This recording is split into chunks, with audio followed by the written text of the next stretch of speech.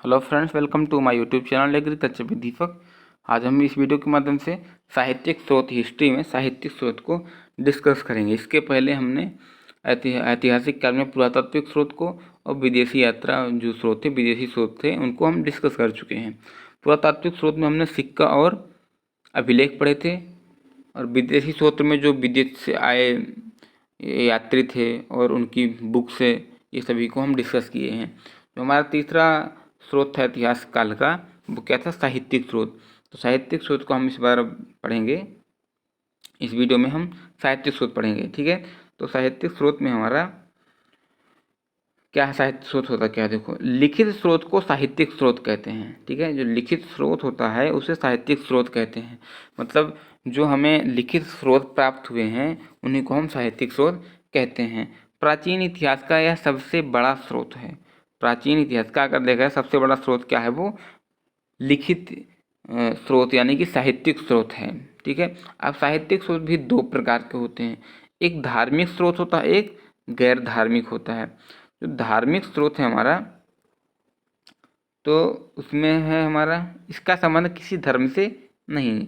जो गैर धार्मिक स्रोत है, इसका हमारा संबंध किसी भी धर्म से नहीं। भाई गैर धार्मिक, धार्मिक एक होता है, एक गैर धार्मिक। जब गैर धार्मिक है तो मतलब ये धार्मिक है ही नहीं है, ठीक है। धर्म मतलब इसका कोई संबंध नहीं। जैसे अर्थशास्त्र हो गई, अर्थशास्त्र, ठीक है। अर्थशास्त्र कोई धार्मिक बुक नहीं है ये, ठीक है।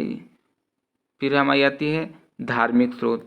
धार्मिक स्रोत, इसका संबंध किसी न किसी धर्म से रहता है। जैसे हिंदू धर्म से हो गया, कोई होगी, बौद्ध धर्म से होगी, कोई जैन धर्म से होगी, इस प्रकार से हो सकता है। तो मतलब धार्मिक स्रोत वाली बुक में मतलब इसका संबंध किसी न किसी धर्म से रहा होगा, यानी कि किसी न किसी धर्म से मिलती जुलती रही होंगी। उन स्रोतों को हम धार्मिक स्रोत बोलते हैं। हम धार्मिक स्रोत को दो भाग में डिवाइड करते हैं, एक ब्राह्मणवाद, एक ब्राह्मण, एक होता है गैर ब्राह्मण, ठीक है। तो जो हमारा ब्राह्मण स्रोत है, वैसे स्रोत जिसका संबंध हिंदू धर्म से नहीं रहता है। गैर ब्राह्मण में जिनका संबंध हिंदू धर्म से नहीं होता है उन्हें हम गैर ब्राह्मण कहते हैं। जो हमारे ब्राह्मण होते हैं उनको मतलब हम कहते हैं हिंदू धर्म से, मतलब जिनका संबंध है वो ब्राह्मण होते हैं। तो जो गैर ब्राह्मण हो उनका हिंदू धर्म से संबंध नहीं रहता, उसे गैर ब्राह्मण कहते हैं। जैसे इसमें जैन हो गए और आपके बौद्ध धर्म आ जाता है इसमें, ठीक है। यह प्राकृत भाषा में मिले हैं। जो जैन साहित्य हैं, जैन साहित्य किसके थे? महावीर स्वामी, ठीक है, जो थे वो जैन साहित्य उन्हीं से रिलेटेड हैं। तो इनकी जो भाषा थी क्या थी? प्राकृत भाषा। प्राकृत भाषा बहुत ही कठिन भाषा थी, जिसको सब कोई नहीं पढ़ सकता है। इन्हें आगम कहते हैं, ठीक है, इन्हें आगम कहते हैं। इन्होंने 12 अंग, 12 उपांग, आधारांग सूत्र, भगवती सूत्र, मूल सूत्र और आदि पुराण, ये सब जो तो वहाँ से हमें मिली है। ये सब मतलब इन्होंने लिखा था कि इन्होंने जैन साहित्य में ये सब चीज़ें मिली। 12 अंग, 12 उपांग, आधारांग सूत्र, भगवती सूत्र, मूल सूत्र, आदि पुराण, ये सब हमके यहाँ से मिली? जैन साहित्य से। फिर हमारा दूसरा था बौद्ध साहित्य। बौद्ध साहित्य पाली भाषा में था, ठीक है। जो हमारे महात्मा बुद्ध थे वो उनसे रिलेटेड पूरे साहित्य थे, ठीक है। ये कैसे थे? पाली भाषा में थे। जातक ग्रंथ में महात्मा बुद्ध, जो एक जातक ग्रंथ है उसमें महात्मा बुद्ध के पूर्व जन्म की 200 कहानियाँ हैं। अगर पूछा जाए कि महात्मा बुद्ध की पूर्व जन्म की कितनी कहाँ कौन से ग्रंथ में लिखी हुई है कहानियाँ, वो जातक ग्रंथ में महात्मा बुद्ध के पूर्व जन्म की 200 कहानियाँ हैं, ठीक है। और जो ललित विस्तार ग्रंथ है उसमें महात्मा बुद्ध की पूरी जीवनी दी हुई है। ललित विस्तार में महात्मा बुद्ध की पूरी जीवनी मिलती है। फिर आगे है हमारा अगंतुर निकाय। जो अगंतुर निकाय है, यहाँ महाजनपद की चर्चा है। जो महाजनपद है, ठीक है, महाजनपद, सबसे बड़ा महाजनपद कौन था? मगध जनपद था। तो अगंतुर निकाय में 16 महाजनपद की चर्चा है, ठीक है। कौन सी बुक में? अगंतुर निकाय में। बौद्ध धर्म की सबसे पवित्र पुस्तक कौन थी? त्रिपिटक। त्रि का मतलब होता तीन, पिटक, पिटक हो गई उनका नाम था, ठीक है। तो 3 पिटक थी इसलिए उनको त्रिपिटक कहा गया। ये बौद्ध धर्म की बहुत पवित्र पुस्तकें थी, जिसमें से हमारा पहला है सूत पिटक, विनय पिटक और अधम्म पिटक, ठीक है। अभिधम्म पिटक, सूत पिटक, विनय पिटक, अभिधम्म पिटक। जो सूत पिटक थी ये सबसे बड़ा पिटक है, ठीक है। पहले तो बात तो ये सूत्र पिटक सबसे बड़ा पिटक है। इसे बौद्ध धर्म का एनसाइक्लोपीडिया भी कहते हैं। बौद्ध धर्म को सूत्र पिटक को एनसाइक्लोपीडिया कहते हैं। क्या कहते हैं? एनसाइक्लोपीडिया कहते हैं। दूसरा हमारा विनय पिटक। विनय पिटक जो है इसमें बौद्ध धर्म में प्रवेश की चर्चा है। ठीक है। एक तो सबसे छोटा होता है, सबसे बड़ा कौन सा? सूत्र पिटक सबसे बड़ा होता है और विनय पिटक का सबसे छोटा पिटक होता है। इसमें बौद्ध धर्म के प्रवेश की चर्चा है। देखो, जब कहीं भी प्रवेश करना होता है तो अगर वॉचमैन जो भी होते हैं वो नहीं जाने देते अंदर, तो हमें क्या करना, विनय करनी पड़ती है कि यार अब अंदर जाने दीजिए प्लीज, मतलब थोड़ा सा विनती करनी पड़ती है। तो यहाँ से याद रखिए, विनय पिटक इसमें प्रवेश की चर्चा है इसमें। ठीक है। विनय पिटक में प्रवेश की चर्चा है और ये सबसे छोटा पिटक है। अधम्म पिटक जो होता है इसमें महात्मा बुद्ध के दार्शनिक विचारों की चर्चा है। ठीक है। महात्मा बुद्ध के जो दार्शनिक विचार थे अधम्म पिटक में, उसमें इसमें अधम्म पिटक में महात्मा बुद्ध के दार्शनिक विचारों की चर्चा है।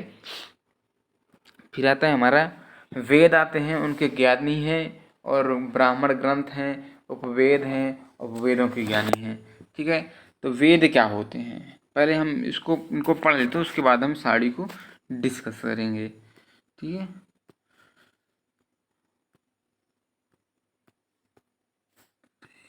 सेकंड, वेद। वेदों की रचना ईश्वर ने की है। ठीक है।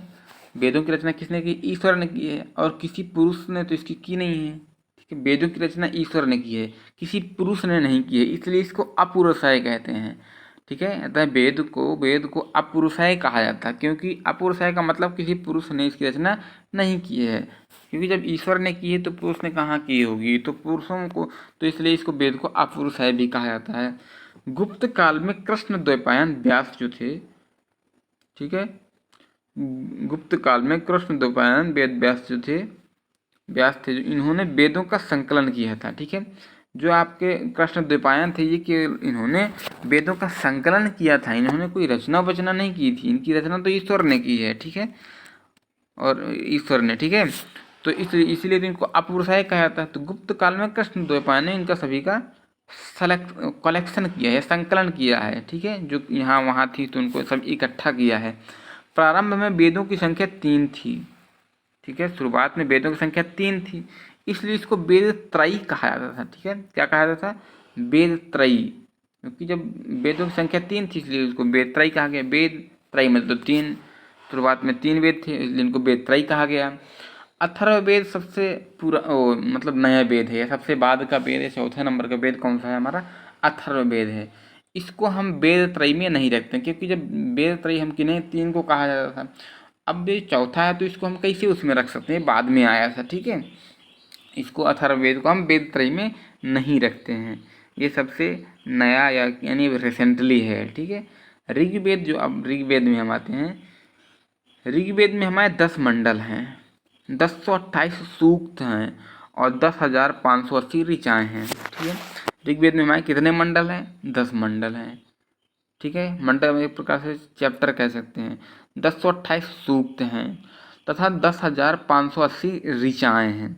ऋचाओं की अधिकता के कारण ही इसे ऋग्वेद कहा जाता है। ऋग्वेद इसको क्यों कहते हैं? क्योंकि इसमें ऋचाओं की बहुत ज़्यादा अधिकता, 10,580 ऋचाएँ, इसलिए इसको ऋग्वेद कहा गया।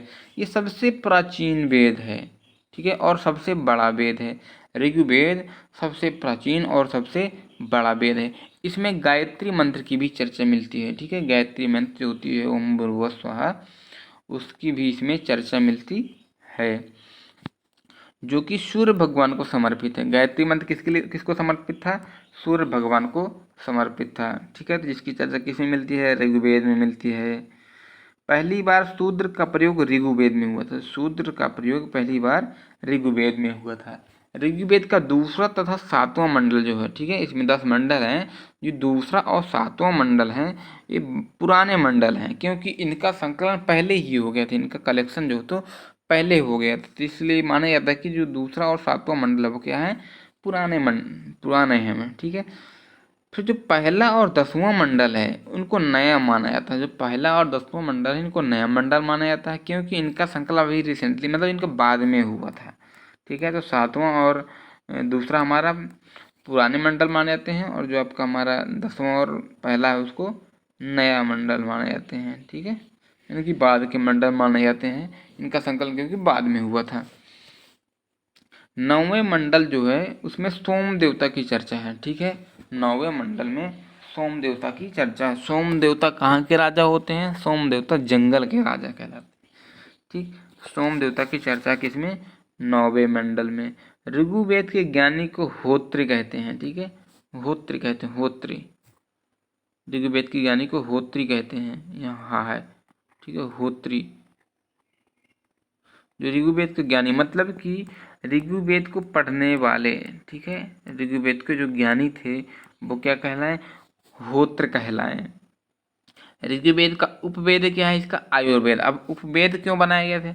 उपवेद इसलिए बनाए गए थे क्योंकि अगर ऋग्वेद को हम नहीं पढ़ पाते हैं तो उसके उपवेद में थोड़ा सरल कर दिया गया था उसे। तो उसका उपवेद कौन था? ऋग्वेद का उपवेद आयुर्वेद था।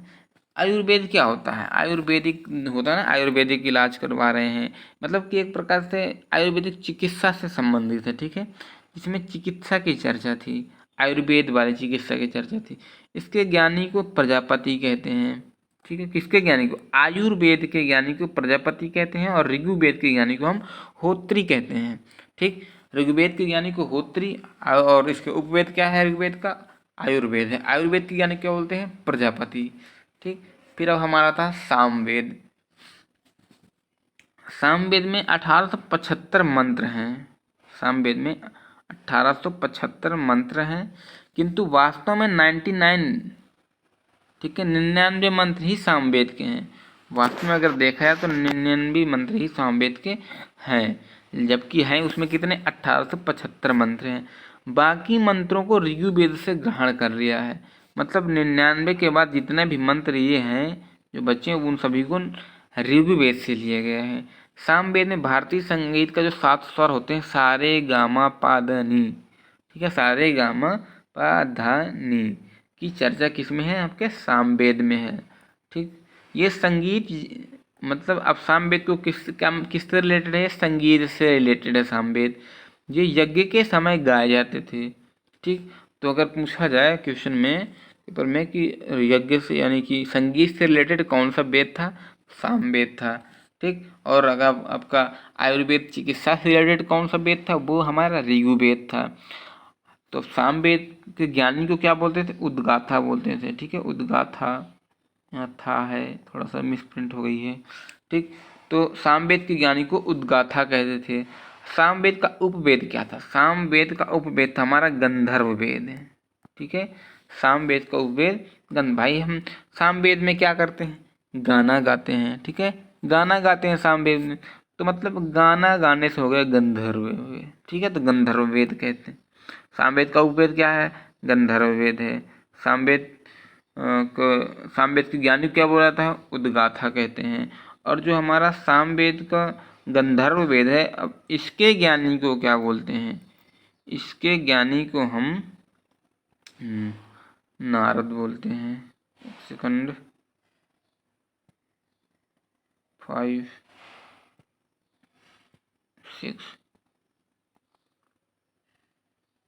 ठीक, हाँ, गंधर्व वेद के ज्ञानी को हम नारद कहते हैं। ठीक है, गंधर्व वेद के ज्ञानी को हम क्या बोलते हैं? नारद बोलते हैं। गंधर्व वेद किसका उपवेद है? वो हमारा उपवेद है सामवेद का। सामवेद के ज्ञातक क्या बोलते हैं? सामवेद के ज्ञातक को उद्गाथा कहते हैं। अब हम आते हैं तीसरे नंबर पर, यजुर्वेद था हमारा। इसमें 1990 मंत्र हैं। इसमें युद्ध एवं कर्मकांड की चर्चा है। यजुर्वेद में युद्ध और कर्मकांड, ठीक है, यजुर्वेद में युद्ध और कर्मकांड की चर्चा है। इसमें 1990 मंत्र है। इसे भी 2 भागों में बांटते हैं।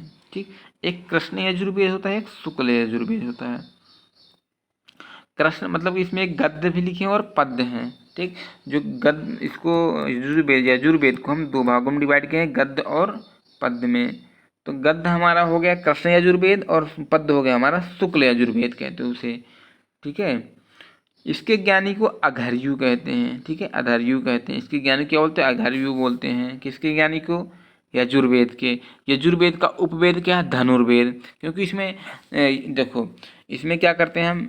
इसमें युद्ध में धनुष वगैरह सब चलाते ही हैं, तो मतलब युद्ध के बारे में चर्चा है इसमें, इसलिए इसको धनुर्वेद कहते हैं। इसके उपवेद को धनुर्वेद कहते हैं। धनुर्वेद के ज्ञानी को विश्वामित्र कहते हैं। ठीक है, जो धनुर्वेद के ज्ञानी को विश्वामित्र कहते हैं। तो ठीक है, यजुर्वेद को ज्ञानी को क्या बोलते हैं? अघर्यु बोलते हैं। इसका उपवेद क्या है? धनुर्वेद है। धनुर्वेद के ज्ञानी को क्या बोलते हैं? विश्वामित्र कहते हैं। फिर चौथा और अंतिम हमारा कौन सा है? अथर्ववेद है। इसकी रचना सबसे बाद में उत्तर वैदिक काल में हुई। इसकी रचना सबसे बाद में हुई थी, उत्तर वैदिक काल में हुई थी। इसमें 6000 मंत्र हैं। इसमें जादू टोना, वशीकरण इत्यादि की चर्चा है। अथर्ववेद में जादू टोना की चर्चा है। ठीक है, अब क्या होता है? आरण्यक। देखो क्या होता है अरण्यक, एक आरण्यक है। देखो अथर्ववेद बाद में लिखा गया था, इसके पहले कौन से थे? ऋग्वेद, यजुर्वेद, सामवेद थे। इनको जो हो तो जंगलों में लिखा गया था। ठीक है, ये पुस्तकें जंगलों में लिखी गई थी, क्योंकि उस समय कुछ ज़्यादा यहाँ वो तो था नहीं, जिनकी जंगलों में रचना की गई थी। तो मतलब जिन पुस्तकों की रचना जंगल में की गई थी उनको आरण्यक कहते हैं। ठीक है, तो आरण्यक हमारी कौन कौन सी पुस्तकें हुई? यानी कि हमारा ऋग्वेद, सामवेद और यजुर्वेद हमारी किसमें? आरण्यक में आएंगी, क्योंकि शुरुआत में लिख गई थी वो जंगल में लिखी गई थी। और अथर्ववेद को हम जंगल में नहीं लिखे गए थे, इसलिए जो था अथर्ववेद आरण्यक में नहीं आता है। अथर्ववेद को छोड़कर सभी पुस्तक आरण्यक हैं। ठीक, फिर हमारा वेदांग। वेदों को भली भांति समझने के लिए वेदांगों की रचना की गई। वेदांगों की रचना क्यों की गई? वेदों को भली भांति समझने के लिए। ठीक है, वेदांग कितने होते हैं? 6 होते हैं, लेकिन हम इसके पहले जस्ट वो जो पीछे हम सारणी थी उसको एक बार पढ़ लेते हैं। ठीक, तो हम पहले सारणी पढ़ लेते हैं, उसके बाद फिर आगे वेदांग पढ़ेंगे।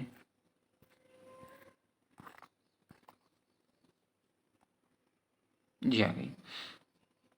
देखो वेद, हम पहले वेद देख लेते। वेद कितने होते हैं? 4 होते हैं। ऋग्वेद, सामवेद, यजुर्वेद, अथर्ववेद। अब सभी वेदों के एक एक उपवेद हैं। ठीक है, तो 4 उपवेद भी होंगे। सभी के एक ज्ञानी हैं, तो 4 ज्ञानी भी होंगे इसके। तो ऋग्वेद और सामवेद, यजुर्वेद, अथर्ववेद के देखो ज्ञानी। ऋग्वेद के ज्ञानी होत्री होते हैं। सामवेद के उद्गाथा हो गए। यजुर्वेद के अघर्यु हो गए। यहाँ थोड़ा सा मिस प्रिंटिंग है, अघर्यु। ठीक है, अथर्ववेद के ब्रह्मा हो गए। ठीक है, तो सबको याद है अथर्ववेद ब्रह्मा। ठीक, तो आपको याद कैसे करना है? इनको ऐसे याद कर ले, ज्ञानी एक लाइन से याद कर ले। होते उद्गाथा अधर्यु ब्रह्मा, होते उद्गाथा अधर्यु ब्रह्मा। ऋग्वेद, सामवेद, यजुर्वेद, अथर्ववेद। ठीक है, अब आते हैं इनके उपवेद में। उपवेद कौन कौन से थे? ऋग्वेद का क्या था? आयुर्वेद, क्योंकि इसमें आयुर्वेदिक संबंधी यानी चिकित्सा से संबंधित था ऋग्वेद। इसका क्या कहा था? आयुर्वेद। ठीक, सामवेद क्या था? सामवेद में हम क्या था? धनुर्विद्याओं की चर्चा की। धनुष चलाना, क्योंकि उसमें युद्ध होते रहे हैं, तो उसमें युद्ध किससे करते? उस समय धनुषों से करते रहे। तो इस प्रकार से हम जो तो यजुर्वेद को धनुर्वेद, यजुर्वेद का जो उपवेद हमारा धनुर्वेद है। हम सामवेद छूट गया था। सामवेद में क्या था कि इसमें गाना गाते थे। ठीक है, तो गाना गाना मतलब गंधर्ववेद हो गया। और अब लास्ट है हमारा अथर्ववेद। अथर्ववेद को हम बोलते हैं शिल्प वेद। ठीक है, यहाँ शिल्प नहीं, शिल्प वेद है। ठीक है, शिल्प वेद। अथर्ववेद को हम शिल्प वेद कहते हैं। सॉरी, अथर्ववेद के उपवेद को हम शिल्प वेद कहते हैं। तो आपके ऋग्वेद के सभी वेदों के ज्ञानी कौन थे? होते उद्गाथा अधर्यु ब्रह्मा। एंड सभी उपवेद क्या थे? आयुर्वेद, गंधर्ववेद, धनुर्वेद, शिल्प वेद। अब जो उपवेद थे उनके ज्ञानी कौन थे, यानी उनको पढ़ने वाले कौन थे? इनको पढ़ने वाले आपको क्रमशः से याद करें। प्रजापति, नारद, विश्वामित्र, विश्वकर्मा। प्रजापति, नारद, विश्वामित्र, विश्वकर्मा। तो आयुर्वेद के ज्ञानी प्रजापति, गंधर्ववेद नारद, धनुर्वेद विश्वामित्र, शिल्पवेद विश्वकर्मा। देखो शिल्पवेद, देखो एक अगर देखा है शिल्पवेद मतलब एक प्रकार से रचनाकार होता है, कोई चीज़ जिसे बनाना। शिल्पकार कहते हैं ना, शिल्पकार यानी कि घर बनाने वाला। तो विश्वकर्मा जो थे, भगवान विश्वकर्मा थे, उनका काम क्या करते थे? शिल्पकार का ही काम करते थे। तो शिल्पवेद यहाँ से। विश्वामित्र क्या करते थे? धनुर्विद्या सिखाते थे। ठीक है, तो आपका धनुर्वेद हो गया विश्वामित्र। गंधर्ववेद नारद, देखो नारद जी क्या करते थे? जब भी कहीं किसी भगवान के पास जाते थे कोई भी संदेश लेकर के, तो गाने हुए जाते थे, गाते हुए थे। नारद नारद मतलब गाते हुए जाते थे। इस प्रकार से गंधर्ववेद हो गया। प्रजापति जो हो तो आयुर्वेद करते हैं। ठीक है, आयुर्वेदिक इलाज करते हैं। ये सब इस प्रकार से हम याद कर सकते हैं इनको। फिर हमारा ब्राह्मण ग्रंथ। जो ऋग्वेद के ब्राह्मण ग्रंथ थे वो 2 थे। कौन? कौस्तुकी और ऐत्रेय। इसको हम याद करने के लिए एक शॉर्टकट बनाते हैं, एक। ठीक है, ऐतरेय और कौस्तुकीय। ठीक, ऋग्वेद में ऐतरेय और कौस्तुकीय, इस प्रकार एक से याद कर सकते हैं। एक ऋग्वेद में कितना है, एक है, एक ब्राह्मण ग्रंथ, मतलब एक कौन से, ऐतरेय और कौस्तुकीय। सामवेद में पंचवीस, सामवेद में पंचवीस है। यजुर्वेद में तैतरेय और शतपथ है, इसमें हम सत याद रखें। ठीक है, शतपथ, तो सत से हो, सा से हो गया तुम्हारा शतपथ, ता से हो गया तैतरेय। ठीक है, शतपथ यानी सत से, सा से शतपथ और ता से तैतरेय। यजुर्वेद के जो ब्राह्मण ग्रंथ थे कौन थे, तैतरेय और शतपथ थे। अथर्ववेद की कौन थे, गोपथ थे, अथर्ववेद के गोपथ थे। ठीक है, फिर हम नेक्स्ट पेज में चलेंगे, वहीं आते हैं लास्ट में। ये सब और बाकी इनके बारे में हमने डिटेल से पढ़ा दिया पूरा, तो इनको अच्छे से याद कर लीजिए, क्योंकि यहाँ से भी क्वेश्चन पूछे जाते हैं। जनरली क्वेश्चन यहीं से बहुत काफ़ी क्वेश्चन यहाँ से पूछे जाते हैं। फिर हमारा वेदांग में आते हैं, जहाँ हम पढ़ रहे थे अभी। वेदांग, वेदांग कितने हैं हमारे, 6 हैं। ठीक है, इनको किस लिए रचना की गई थी, वेदों को समझने के लिए वेदांगों की रचना की गई थी। ठीक है, वेदों को समझने के लिए, भांति भली बात समझने के लिए वेदांग की रचना की गई है। वेदों की संख्या कितनी है, 6 है। इसको हम ट्रिक से याद कर सकते हैं। ब्याजो निशि कच्छ, ब्याजो निशि कच्छ, ब्या से हो गया हमारा व्याकरण। ठीक है, जो से होगा ज्योतिष, निशि मतलब निरुक्त, सी मतलब शिक्षा, का मतलब कल्प, छा मतलब छंद। ठीक है, तो ब्याजो निशि कच्छ तुम्हारे क्या थे, 6 वेदांग थे। इनको ट्रिक से आप अच्छे से याद रख सकते हैं इसमें। ठीक, तो इसमें जो व्याकरण की रचना किसने की थी, अष्टाध्यायी पाणिनि नामक जो महान व्यक्ति थे, इन्होंने व्याकरण की रचना की थी। व्याकरण की रचना किसने की, अष्टाध्यायी ने। ठीक है, ज्योतिष, ज्योतिष की रचना की थी बृहत संहिता, वराह महिर। ठीक है, फिर आता हमारा निरुक्त होगा, निरुक्त शास्त्र हो गया, शिक्षा शास्त्र हो गया, कल्प, कल्प शास्त्र हो, छंद, छंद शास्त्र हो गए, ये सब इसके थे। अब आते हैं हम पुराणों में। ठीक, पुराण क्या होते हैं, इसकी रचना महर्षि, महर्षि ऋषि ने की, महर्षि ऋषि तथा उग्रसवा ने की थी। ठीक है, इसकी रचना महर्षि, महर्षि तथा उग्रसवा ने किया था। किसकी रचना, पुराण की। पुराणों की संख्या कितनी, 18 है। वेदांग की रचना कितनी थी, 6 थी। पुराण की रचना 18 है। वेद कितने थे, 4 थे। उपवेद कितने थे, 4 थे। ठीक, तो पुराण जो होता है इसकी संख्या कितनी, 18 है। इसे 5वां वेद भी कहते हैं और वेदों का भी वेद कहते हैं। ठीक है, पुराण को 5वां वेद या इसे वेदों का वेद कहते हैं। इससे प्राचीन राजवंशों की जानकारी मिलती है। किससे, पुराणों से प्राचीन राजवंशों की जानकारी मिलती है।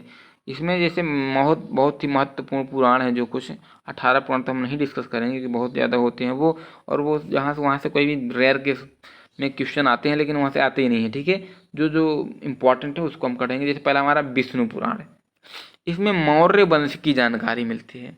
ठीक, विष्णु पुराण देखो, जो इसमें क्या थी, इसमें मौर्य वंश से जानकारी मिलती है। मतलब विष्णु पुराण किससे रिलेटेड है, मौर्य वंश से रिलेटेड है। तो विष्णु, अब इसको याद करने के लिए हम ऐसे कर सकते हैं, जैसे विष्णु भगवान के अवतार, यानी कृष्ण भगवान विष्णु भगवान के अवतार थे। तो कृष्ण भगवान क्या करते थे, वो अपने सर में मोर का पंख लगाए रहते थे। ठीक है, तो इस प्रकार से हम याद रख सकते हैं कि विष्णु पुराण किससे, मौर्य वंश से रिलेटेड है। फिर हमारा मत्स्य पुराण आता है। ठीक, मत्स्य पुराण हमारा सातवाहन वंश से रिलेटेड है। मत्स्य, सातवाहन, इसमें भगवान विष्णु के 10 अवतारों की चर्चा है। किसमें, मत्स्य पुराण में हमारे भगवान विष्णु के 10 अवतारों की चर्चा है। ठीक है, जैसे कौन कौन से अवतार थे, जैसे कि थे राम हो गए, राम भगवान राम हो गए। बौद्ध को भी इनका अवतार माना जाता है, विष्णु का अवतार। ठीक है, और भी कृष्ण भगवान हो गए, और भी बहुत सारे उनके अवतार हैं, जिसको 10 अवतारों की चर्चा है। अब आती है हमारे वायु पुराण, इसमें गुप्त वंश की चर्चा मिलती है। ठीक है, गुप्त वंश की जानकारी है। अब वायु हमारी क्या होती है, वायु इतना ही दिखाई देती है। ठीक है, तो हम वायु एक प्रकार से गुप्त रूप से बहती है। वायु कैसे बहती है, वायु का संचलन कैसे होता है, गुप्त रूप से होता है। इसलिए वायु पुराण को हम मानेंगे कि ये गुप्त वंश की यहाँ से जानकारी मिलती है। इसमें लिखा था कि जो समुद्रगुप्त का घोड़ा है वो 3 समुद्र का पानी पीता था।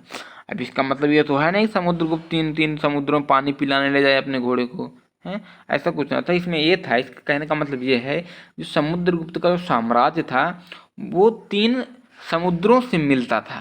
ठीक है, अब मान लो हमारा ये कोई ऐसे साम्राज्य है, वो हमारे यहाँ से एक तरफ से यहाँ समुद्र हो, यहाँ से भी समुद्र हो, यहाँ से मतलब 3 तरफ से अगर समुद्र हो जाएगा तो समुद्र था। ठीक है, इसलिए उसे कहा गया है कि उसके घोड़ा जो तो 3 समुद्र का पानी पीता था।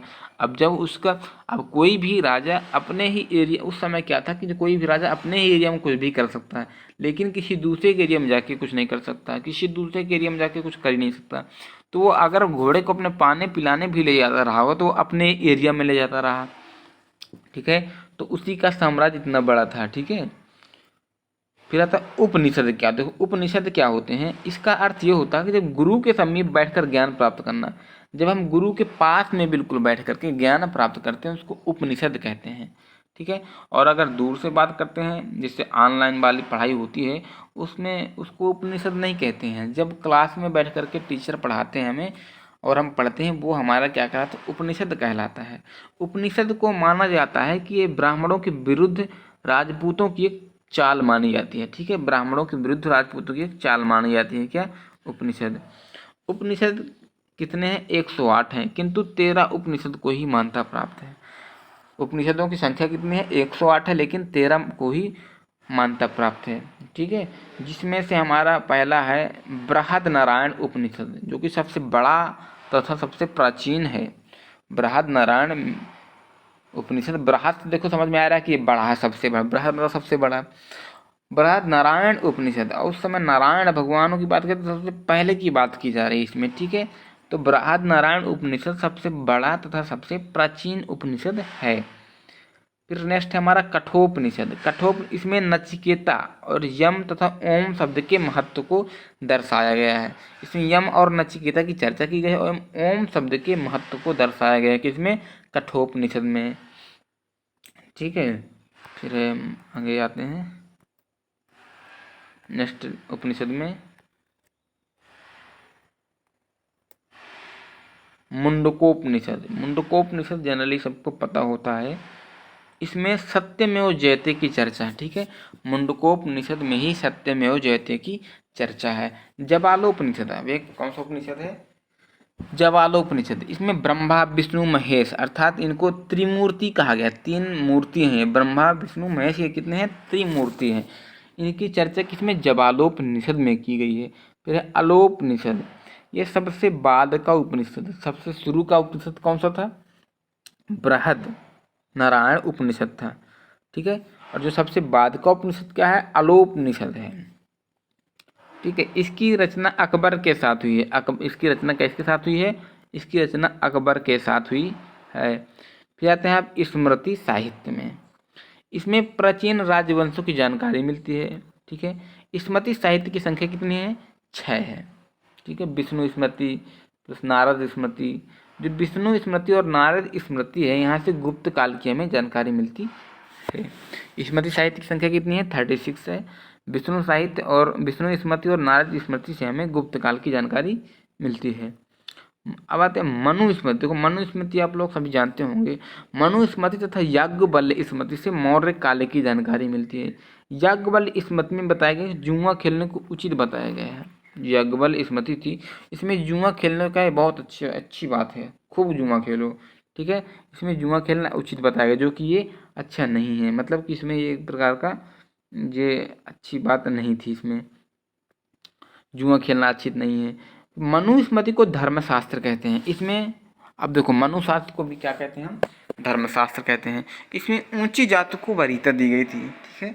इसमें ऊंची जाति को वरीयता दी गई थी, जैसे पंडित हो गए आपके और ब्राह्मण क्षत्रिय हो गए, इन जातियों को वरीयता दी गई थी। लेकिन जो दलित थे और महिलाएं थी, इनको इसमें नीचे दिखाए गए थे, ठीक है।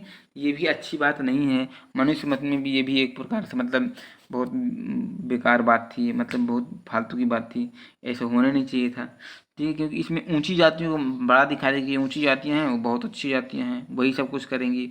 बाकी सब जो दलित महिला हैं इनको सबसे नीचे दिखा दिया गया, ठीक है। तभी से जा कर के अभी भी दलित और महिलाओं को ज़्यादा वरीयता नहीं मिलती किसी भी उसमें। इसमें विवाह के लिए पुरुषों, हाँ अब देखो इसके क्या क्या वो थी जो अच्छी बातें नहीं थी, जो इसमें क्या क्या था। पहले तो इसमें क्या हो गया, इसमें की बुराई क्या थी, इसकी बुराई देखते हैं क्या क्या है। पहला तो हम देख ही चुके हैं, इसमें जो तो बड़े लोगों को इसमें वरीयता दी गई थी, छोटे जो थे उनको वरीयता नहीं दी मिलती थी, उनको नीचे दिखाया गया था। दूसरा इसमें है कि जो पुरुषों के लिए आयु 25 वर्ष रखी गई थी, किसके लिए, पुरुषों के विवाह के लिए 25 वर्ष आयु रहेगी। और लड़की के विवाह के लिए 12 वर्ष बताए गए। अब 12 वर्ष में लड़की का विवाह करवा दोगे, क्या मतलब हुआ है? तो इसमें मतलब कि ये भी एक बात जो तो अच्छी नहीं थी।